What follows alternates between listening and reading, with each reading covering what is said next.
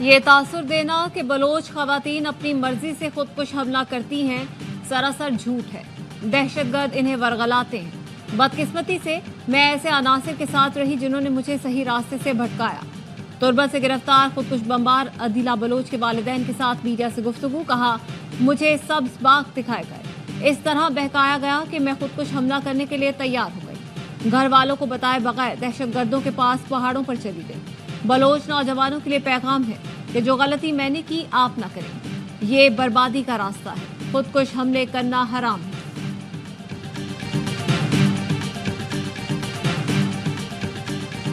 ہم نے کوشش کی اپنے بچے بچانے کی، محنت کی، اور جو بھی ایسے ماحول ہو وہ سرکار کے پاس جائیں کیونکہ وہی بچا سکتا ہے۔ کچھ پیغامات ہیں ماں باپ کے لیے جن کے بچے اسکولوں میں پڑھتے ہیں، کالجوں میں پڑھتے ہیں، بچوں کو جو ایکٹیویٹی ہیں وہ نظر پہ رکھیں۔ حکومت بلوچستان نے بروقت کارروائی کر کے بیٹی کو بازیاب کرایا۔ عدیلہ بلوچ کے والدین کا حکومت سے اظہار تشکر۔ والد نے کہا ہم نے اپنے بچوں کو بچانے کے لیے کوشش کی، پہاڑوں پر جو بچے موجود ہیں ان کے والدین بھی رابطہ کریں، جو بچے کالجوں میں پڑھ رہے ہیں والدین ان پر نظر رکھیں۔ پہاڑوں پر بیٹھے لوگ بھی بلوچ ہیں، ہم بھی بلوچ ہیں۔ ایک بلوچ کسی دوسرے بلوچ کی بیٹی کو اٹھا کر لے جائے، یہ کیسے بلوچ ہیں؟ ہم نے اپنے بچوں کو اس لیے نہیں پڑھایا کہ وہ خودکش دھماکہ کریں۔ سوشل میڈیا پر صرف پروپیگنڈے کے سوا کچھ نہیں ہے۔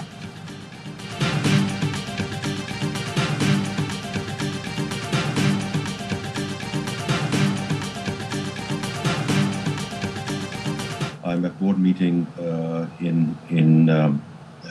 the US. We are very hopeful that the board will approve the 37-month $7 billion program under which we are very committed to do structural reforms. IMF سے $7 ارب کے قرض پروگرام کی آج منظوری کا امکان۔ انٹرنیشنل مانیٹری فنڈ کے ایگزیکٹو بورڈ کا اجلاس آج ہوگا۔ وزیر خزانہ محمد اورنگزیب کہتے ہیں IMF بورڈ $7 ارب کے قرض پروگرام کی منظوری دے گا۔ پالیسی ریٹ کم اور سرمایہ کاروں کے اعتماد میں اضافہ ہو رہا ہے۔ حکومتی اقدامات سے مہنگائی اور شرح سود میں کمی آئی ہے۔ پاکستان میں سی پیک کے فیز 2 کا آغاز ہونے جا رہا ہے۔ معاشی استحکام کے لیے مضبوط بنیاد قائم ہو گئی۔ نجی شعبہ ملکی معیشت کو ترقی دینے کی صلاحیت رکھتا ہے۔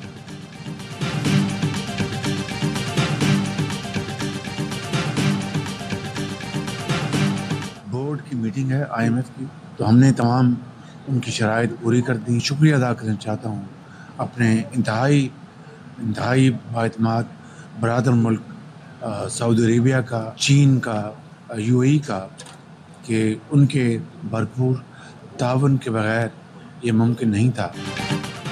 IMF کی کڑی شرائط پوری کر دی۔ معاہدے پر چین، سعودی عرب اور متحدہ عرب امارات نے اہم کردار ادا کیا۔ وزیر اعظم شہباز شریف کی نیو یارک میں ترک صدر سے ملاقات کے بعد میڈیا سے گفتگو، کہا اجتماعی کوشش اور اداروں کے بھرپور تعاون سے معاشی چیلنجز پر قابو پایا۔ معاشی اشاریوں میں بتدریج بہتری آ رہی ہے۔ رجب طیب اردوان سے ملاقات سود مند رہی۔ ترک صدر کی اقوام متحدہ میں فلسطین پر تقریر دلوں کو چھو لینے والی تھی۔ صدر طیب اردوان جلد پاکستان کا دورہ کریں گے۔ وزیر اعظم شہباز شریف کی مالدیپ کے صدر سے بھی ملاقات، تجارت، سیاحت اور سرمایہ کاری پر تبادلہ خیال۔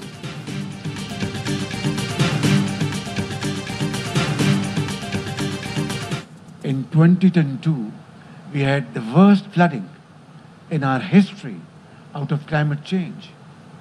And for no fault of ours, none whatsoever, we faced terrorism after 9/11. It was pushed into our borders. 80,000 Pakistanis were martyred. موسمیاتی تبدیلی اور دہشت گردی کے باعث ترقی پذیر ملکوں کو بہت سے مسائل کا سامنا ہے۔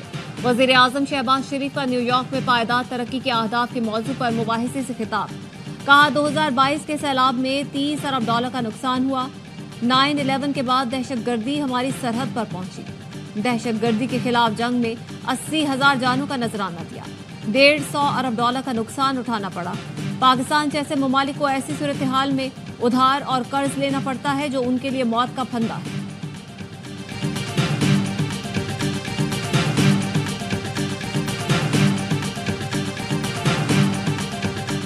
الیکشن کمیشن کا مخصوص نشستوں پر 7واں اجلاس آج ہوگا۔ سپریم کورٹ کے فیصلے پر عمل درآمد سے متعلق غور کیا جائے گا۔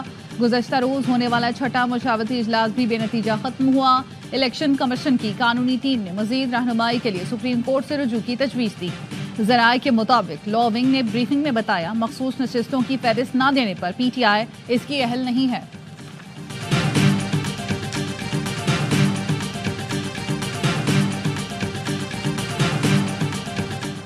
الیکشن میں ڈالے گئے بیلٹ پیپرز ہی انتخابی تنازع میں بنیادی شواہد ہوتے ہیں۔ دوبارہ گنتی کی درخواست منظور ہو تو تمام امیدواروں کی موجودگی میں دوبارہ گنتی ہوتی ہے۔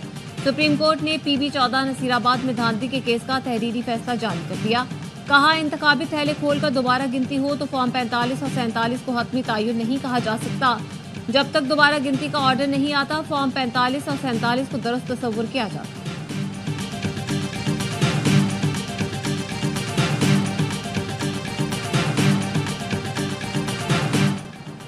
ایف بی آئی کا 1 اکتوبر سے نان رجسٹرڈ کاروبار کے خلاف کارروائی کا فیصلہ، بے نامی اور جعلی ناموں سے کاروبار کرنے والوں کے خلاف ایکشن ہوگا۔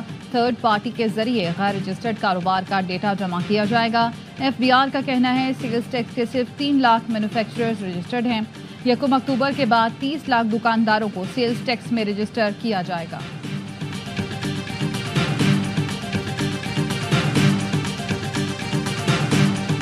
بجلی کا تو آپ نے دیکھا ہے کہ ہمارا دنیا کا عظیم ترین ٹیرف ہے ہمارا، تمام پیمنٹ کے ساتھ وہ کوئی 18 سینٹ کی صنعتی بجلی بنتی ہے۔ چائنا کے زنجیانگ پروونس میں شاید 4 سینٹ کی ہے، تو انڈسٹریل ریوائول تو سمجھے پاکستان میں اٹس آلموسٹ امپاسبل۔ موجودہ حالات میں صنعت کی بحالی ناممکن ہے۔ دنیا کی مہنگی ترین بجلی دی جا رہی ہے۔ چیئرمین ایپٹما آصف انعام کہتے ہیں پاکستان کا کارپوریٹ ٹیکس بھارت کے مقابلے میں دگنا ہو چکا۔ سیمنٹ فیکٹریاں 10 سے 30% چل رہی ہیں۔ سینکڑوں فیکٹریاں اور ایس ایم ایز یونٹس بند ہیں۔ بجٹ میں امپورٹڈ خام مال پر ٹیکس کی چھوٹ دے کر مقامی خام مال پر ٹیکس لگا دیا۔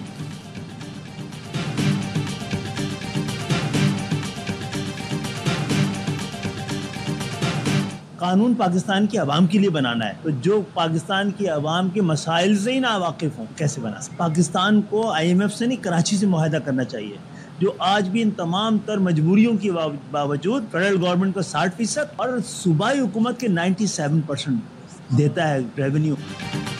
پاکستان کو آئی ایم ایف کے بجائے کراچی سے معاہدہ کرنا چاہیے۔ وفاقی وزیر خالد مقبول صدیقی کہتے ہیں تمام تر نامساعد حالات کے باوجود کراچی وفاق کو 60 اور صوبے کو 97% ریونیو دے رہا ہے۔ اس طرح گھر نہیں چلتے، صوبے اور ملک کیا چلیں گے؟ کراچی میں رش بڑھ گیا لیکن رونق ختم ہو گئی۔ میٹروپولیٹن کراچی اب دیہات نظر آتا ہے۔ لوگ قبضہ کرنے کی نیت سے آ رہے ہیں۔ شہر قائد کو 15 سال سے نظر لگی ہوئی ہے۔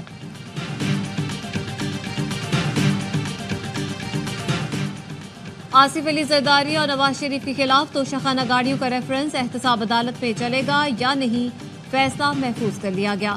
احتساب عدالت نے فریقین کے دلائل مکمل ہونے پر فیصلہ محفوظ کیا، جو 14 اکتوبر کو سنایا جائے گا۔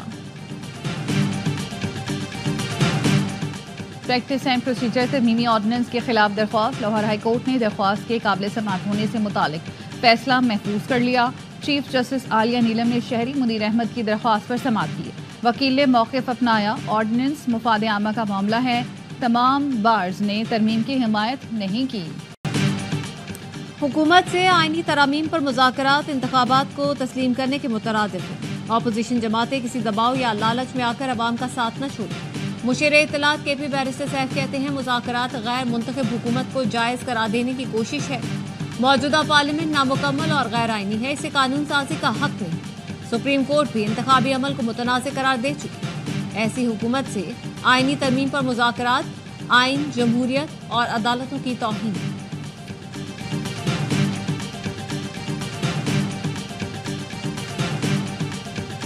Pakistani people still face a very real, very lethal threat by terrorist activity in the country, in particular along that spine between Afghanistan and Pakistan.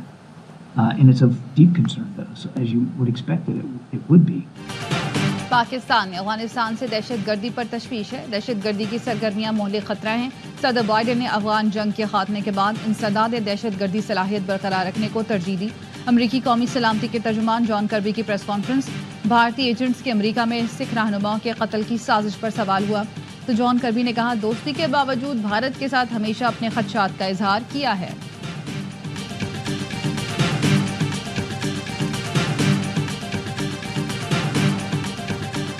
ہمارے نیشنل انٹرسٹ میں ایک استحکام खुशहाल और अमन पूर्ण पाकिस्तान होना चाहिए। हम जो भी हुकूमत पाकिस्तानी लोग खुद पसंद करते हैं उनके साथ काम करना चाहते हैं। इंडिया और पाकिस्तान के बीच की ताल्लुकात जो है वो बेहतर देखना चाहते हैं। खुशहाल, मुस्तहकम और पुरअमन पाकिस्तान अमरीका के अपने मफाद में है। उर्दू तर्जुमान अमरीकी महकमा ख़ारजा मार्गरेट मैकलॉड की ARY न्यूज़ से खुसूसी गुफ्तगू। कहा, पाकिस्तानी अवाम कई दिहाइयों से दहशतगर्दी की भारी कीमत अदा कर रहे हैं। हम बेहतर पाक भारत ताल्लुकात देखना चाहते हैं। पाकिस्तान सरमायाकारी का फ़रोग चाहता है, जिसके लिए मुस्तहकम इक़्तिसादी सूरत हाल का होना ज़रूरी है। IMF की इस्लाहात पाकिस्तान के लोगों के लिए फ़ायदेमंद है।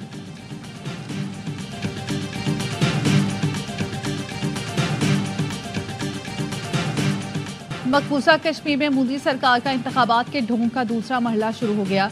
वादी को भारतीय फोर्सेस ने छावनी बना दिया। हर तरफ खौफ व हरास है।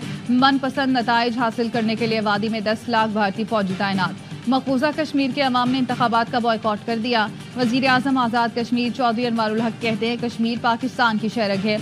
कश्मीर का देरीना मसला सिर्फ UN करारदादों के मुताबिक हल किया जाए। खुशहाल और मजबूत पाकिस्तान ही मसला कश्मीर के मुनसिफाना हल की जमानत है।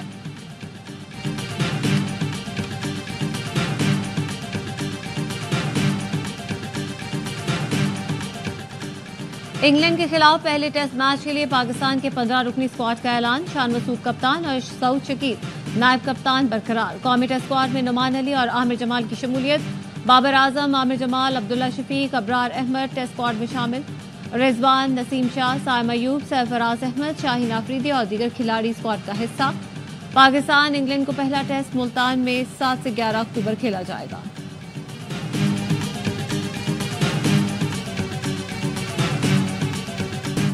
चैंपियंस कप का पहला एलिमिनेटर आज स्टैलियंस और लायंस के दरमियान खेला जाएगा। गुज़श्ता रोज पैंथर्स ने मार्कोर्स को शिकस्त देकर फाइनल की सीट कंफर्म कर ली।